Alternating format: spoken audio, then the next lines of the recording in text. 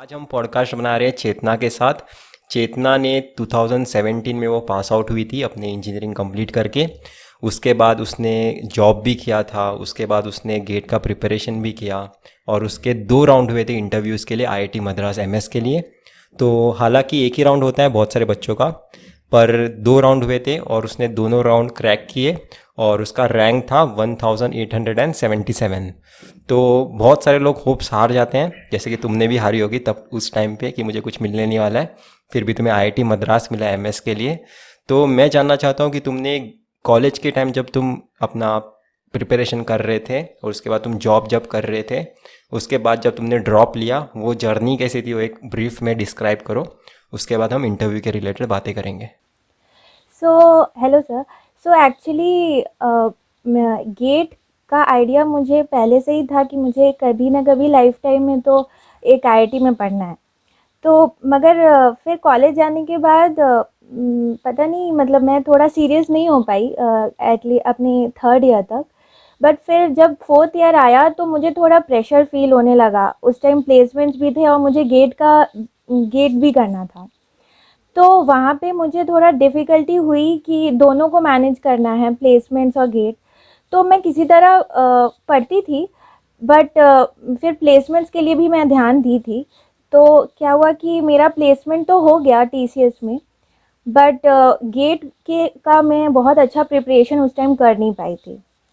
तो गेट 2017 में मैं उसे क्रैक नहीं कर पाई। तो फर्स्ट थॉट तो यही था उस टाइम कि मुझे 1 साल फिर बहुत अच्छे से पढ़ के गेट देना है। मगर जब मेरी जॉइनिंग आ गई तो फिर मुझे लगने लगा कि मेरा प्रिपरेशन भी अब तक उतना अच्छा है नहीं, और ये बहुत रिस्की हो जाएगा अगर अगले बार मेरा वैसा नहीं हो पाया तो। और मैंने बहुत लोग से पूछा भी, सब ने यही सजेस्ट किया कि ज्वाइन कर लो। तो मैंने तो कर लिया वो जॉइन, बट दिमाग में मुझे जो मन था कि मुझे गेट करना है। तो मैं धीरे धीरे जब भी मुझे टाइम मिलता था अपने काम के बाद भी, तो मैं उसे यूटिलाइज़ करती थी। ब्रेक टाइम हो चाहे वो मेरा हम्म। वीकेंड्स हो, मैं उससे उस टाइम थोड़ा यूटिलाइज़ करके पढ़ती थी गेट के लिए। बट उतना टाइम तो नहीं मिल पाता है जॉब में। फिर ऐसा ही करते-करते मैं गेट 2019 अटेम्प्ट की, और मैं मेरे को उस टाइम अराउंड 5000 रैंक आया था। तो अ, उस टाइम मुझे थोड़ा कॉन्फिडेंस आया कि चलो कहाँ जहाँ पे मैं अभी क्वालिफ़ाई भी नहीं कर पा रही हूँ, एटलीस्ट मुझे अभी किसी तरह 5000 रैंक आया है तो मुझे एक अच्छा अटेम्प्ट लेना चाहिए। तो वो एक मोटिवेशन थी मेरे में कि मैं ड्रॉप ले ली उस टाइम पे, और मुझे था कि मैं कर तो लूँगी किसी तरह। तो फिर मैंने ड्रॉप लिया और फिर मैंने गेट एकेडमी जॉइन किया। और उसके पहले से ही मैंने कुछ वीडियोस यूट्यूब पे देख रखे थे तो मुझे पसंद था, तो इसलिए मैंने फिर जॉइन किया गेट एकेडमी। एंड 6 मंथ्स का हमारा मैंने फॉलो किया लेक्चर्स और नोट्स बस। और फिर मैंने टेस्ट सीरीज़ अटेम्प्ट की, एंड देन मुझे टेस्ट सीरीज़ में एवरेज मार्क्स आने लगे, लाइक 50 to 60 के रेंज में आ रहा था। और गेट एग्ज़ाम में भी मुझे ऑलमोस्ट उतना ही आया। मुझे गेट में 50.33 मार्क्स आया गेट हम्म। 2020 में, और रैंक मेरा 1877 हुआ। उसके बाद तुमने जैसे तुम्हें आईआईटी मद्रास का एमएस का कॉल आया था। बहुत सारे आईआईटीज़ ने तो इस बार रिटर्न टेस्ट का भी कॉल नहीं किया, आईआईटी मद्रास ने होपफुली किया। पर कैसा है कि बहुत सारे लोगों का ना एक एजम्पशन है कि ड्रॉप अगर तुम करोगे तो आईआईटी से इंटरव्यू में वो सारी चीज़ें पूछेंगे। तो ड्रॉप का क्या इम्पैक्ट था तुम्हारे इंटरव्यू में? उन्हें कुछ फ़र्क पड़ता है क्या ड्रॉप से, या फिर उन्हें सिर्फ नॉलेज से फ़र्क पड़ता है? तो कुछ भी फ़र्क नहीं पड़ा। उन लोग ने कुछ भी ऐसा कभी नहीं पूछा। बस अ, बस ऐसे ही बस जानने के लिए स्टूडेंट्स के बारे में ऐसा पूछ लेते हैं कभी-कभी। तो मेरे से भी शुरू में बस पूछा, बट आई डोंट थिंक कि उसका कोई इम्पैक्ट पड़ा सिलेक्शन में।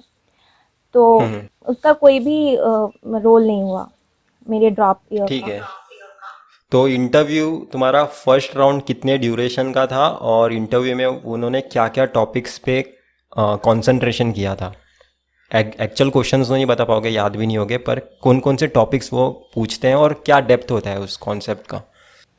सर फर्स्ट राउंड तो हमारा रिटन टेस्ट था जिसमें हमें 6 क्वेश्चंस थे और दो न्यूमेरिकल आंसर टाइप था सारे क्वेश्चंस। और उसमें most of the questions RC circuits, CMOS inverters, MOSFETs और ओपैम्प्स के बेस्ड थे और बहुत ही कॉन्सेप्चुअल क्वेश्चंस थे। लाइक अगर आपका गेट में बेसिक्स बिल्कुल क्लियर है तो कोई प्रॉब्लम नहीं होगा।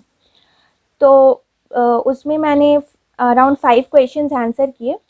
उसके बाद अराउंड 2 आवर्स के बाद मुझे इंटरव्यू का फर्स्ट राउंड का कॉल आया। तो उसमें सर ने एकदम उसी टाइप के क्वेश्चंस पुट अप किए। उसमें भी मुझे सॉल्व करना था, न्यूमेरिकल आंसर टाइप वो भी थे बट कम लेंथी थे। एंड सर्किट्स के बारे में उसमें थोड़ा डिस्कस कर रहे थे कि कोई सर्किट है तो उसका सपोज़ कुछ कंपोनेंट्स है तो वो वहाँ पे क्यों है, उसका क्या रोल है, इस टाइप से। तो ये इंटरव्यू मेरा अराउंड 45 मिनट्स का चला। तो मैंने तो इनिशियली सारे क्वेश्चंस सही सही आंसर किए। लास्ट क्वेश्चन में मुझे लगा कि मैंने कुछ गलत किया, हड़बड़ में मैं थोड़ी, मुझे नहीं आता था और मैंने आंसर कर दिया, तो वो मेरा थोड़ा गलत हो गया। तो इसी की वजह से मुझे लगा कि मेरा फिर नहीं होने वाला है इसमें। और मैंने सुना था कि बस एक ही राउंड होता है इंटरव्यू का। तो उसके बाद तो फिर मैं होप्स तो हार गई इससे कि इसमें नहीं होने वाला। तो उसके बाद 2 आवर्स के बाद मुझे अगेन एक कॉल आता है सर का कि सर ने बोला कि you have a meeting again. तो फिर मैंने ज्वाइन किया मीटिंग एंड देन सर ने फिर से उसी टाइप के क्वेश्चंस बट थोड़े अच्छे क्वेश्चंस पुट अप किए। और उसमें भी सर्किट के बारे में पूछा डिटेल में कि सीमॉस, उसमें मुझे एक क्वेश्चन याद है कि उसमें सीमॉस इन्वर्टर का पूरा कैरेक्टरिस्टिक को एक्सप्लेन करने भी पूछा था। तो इस टाइप के क्वेश्चंस पूछा। ये इंटरव्यू अराउंड मेरा 20 मिनट्स तक चला होगा और फिर इसमें मैं काफ़ी सेटिस्फाइड थी क्योंकि ये अच्छा गया था। तो मेरे ख्याल से इंटरव्यूज़ में अगर 5 क्वेश्चंस पूछ रहे हैं उसमें से 3 क्वेश्चंस भी आप एक बहुत ही डेप्थ के साथ आंसर करोगे तो अगर आप उन्हें इम्प्रेस कर दोगे ना, एक जो बाकी लोग नहीं कर पाए हैं, तो वो मैटर करता है उन्हें बहुत ज़्यादा। क्योंकि एक क्वेश्चन भी अगर तुम ऐसा आंसर कर दोगे जो उन्हें टच कर जाएगा तो तुम्हें वो वापस बुलाएंगे, एक चांस देंगे। क्योंकि ये एमसीक्यू वाला एग्ज़ाम नहीं है, ये लक बाई चांस तुम्हें ऐसे ही जाने नहीं देंगे। वो तुमने जो स्टार्टिंग के जो भी क्वेश्चंस दिए थे, अगर उन्हें कॉन्सेप्चुअली तुमने बहुत अच्छा एक्सप्लेन किया था, इसलिए तुम्हें नेक्स्ट राउंड में वापस बुलाया गया है। तो आईआईटी मद्रास में तुम्हें अभी कैसा है वहाँ पे? मतलब अभी तक मैंने किसी को पूछा नहीं है, अभी मेरा जल्दी ख़त्म हो गया पॉडकास्ट इसलिए पूछ रहा हूँ कि तुम्हें क्या लगता है कि वहाँ पे कितना प्रेशर होता है सेमेस्टर एग्ज़ाम्स में, कितना डिफ़िकल्ट है? सर एक मुझे जो फील हुआ यहाँ पे कि मुझे लेवल थोड़ा ज़्यादा लगा यहाँ पे। तो मुझे ऐसा इनिशियली तो मुझे बहुत दिक्कत हो रही थी यहाँ पे कोप अप करने में, मगर फिर अब करना तो है ही। तो मैं एक कोई लेक्चर होता है तो मैं उसको कम से कम 2 से 3 बार देख के, फिर अगर वो उसमें भी नहीं होता है तो फिर मैं फ्रेंड से हेल्प लेती हूँ। तो इस तरीके से करके अभी सही है, अभी सही चल रहा है। अभी पता चल गया सभी को दिक्कत है ऐसा हो गया है। ठीक है, तो तुम क्या, उसके अलावा आप मुझे इंस्टाग्राम पे फॉलो कर सकते हो। मेरे 4000 फॉलोअर्स हो चुके हैं और मैंने यहाँ पे काफ़ी सारे पोस्ट डाले हुए हैं, वो सारे पोस्ट आप जाके देख सकते हो। कुछ टेस्ट सीरीज़ के रिलेटेड है कि आपके गेट एग्ज़ाम में आप क्वेश्चन अंडरस्टैंडिंग में क्यों डिफ़िकल्टी फेस करते हो। कुछ मेरे पर्सनल है, कुछ टेस्ट सीरीज़ के रिलेटेड है, कुछ एमटेक के रिलेटेड है, कुछ वीडियोज़ हैं जहाँ पे मैं एमटेक, तो ये सारे वीडियोस आप जाके देख सकते हो, आपको काफ़ी ज़्यादा मज़ा आएगा। तो जाओ मुझे जाके फॉलो करो और आप मेरे लाइव सेशन में भी ज्वाइन हो सकते हो। मैं एक वीक में 4 टाइम्स तो लाइव आता ही हूँ, आप मुझे ज्वाइन कर सकते हो और काफ़ी सारे आपके डाउट्स पूछ सकते हो।